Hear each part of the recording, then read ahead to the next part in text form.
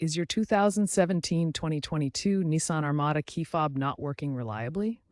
The most common culprit is a dead battery. Replacing it yourself is a simple DIY task that can save you time and money compared to a dealership visit. This video will guide you through the process step by step. A new CR2032 battery is all you need. Let's get started. The Nissan Armada key fob for 2017 to 2022 models uses a CR232 3V lithium coin cell battery.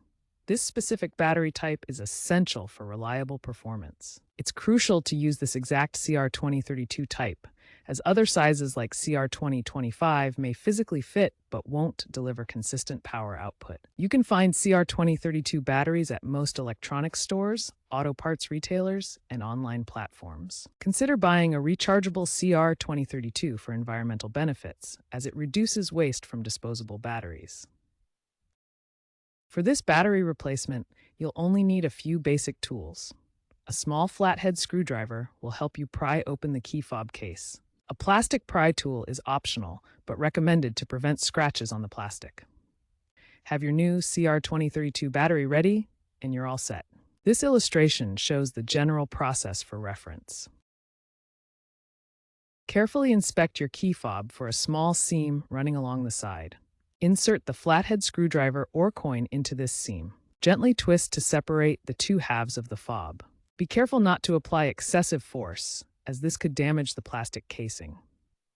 Work your way around the seam until the fob pops open. Once the fob is open, you'll see the CR2032 battery inside the compartment. Note the orientation of the battery. The positive side, marked with a plus sign, should be facing up. Use your fingertip or the tip of the screwdriver to gently pry the old battery out of its compartment. Be careful not to scratch the contacts or damage the fob. Now insert the new CR2032 battery, ensuring the positive side with the plus sign is facing the same direction as the old battery, upward. With the new battery in place, carefully align the two halves of the key fob case. Press them firmly together until they snap back into place. Ensure the seam is flush and there are no gaps. If the case doesn't close easily, double-check that the battery is properly seated and the internal components are aligned. Now, test the functionality of your key fob.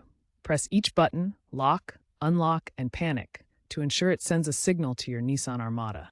The car should respond with lights flashing, horn honking, or doors locking and unlocking. If the car responds as expected, the battery replacement was successful. If not, double-check the battery orientation and ensure the battery is new and fully charged.